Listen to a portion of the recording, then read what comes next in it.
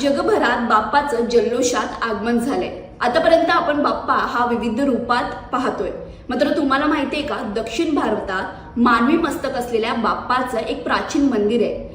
आतापर्यंत आपण लांब लचक सोंड असलेला बाप्पा पाहिलाय, मात्र हे मंदिर बाप्पाची सोंड नसले, म्हणजेच बाप्पाला गजमुख शिर लावण्याआधीचं हे बाप्पाचं रूप आहे। हे मंदिर नेमकं कुठे आहे, याची आख्यायिका काय, वैशिष्ट्य काय, हे जाणून घेऊया या व्हिडिओच्या माध्यमातून।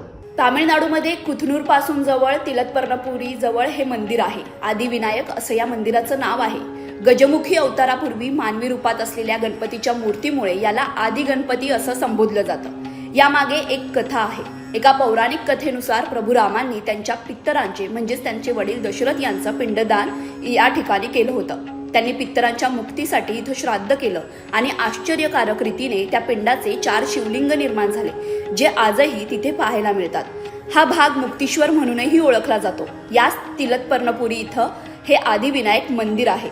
या गणेशाला 4 हात आहेत व त्याचा चेहरा भाऊ कार्तिक स्वामी म्हणजे मुरुगन यांच्यासारखा आहे। हा गणपती आपला उजवा पाय खाली सोडून ध्यानस्थ बसलाय। या गणेशाची खुद्द अगस्त्य ऋषी हे दर संकष्ट चतुर्थीला आराधना करत असतात। या गणेशाची भक्ती केल्याने कुटुंबामधील आई वडील, नवरा बायको, मुले बाळे यांच्यामधील संबंध उत्तम राहून कुटुंबामध्ये सलोखा राहतो, उत्तम प्रगती होते, लहान मुले आणि विद्यार्थी यांची स्मरणशक्ती वाढते, असा इथे येणाऱ्या भक्तांचा विश्वास आहे।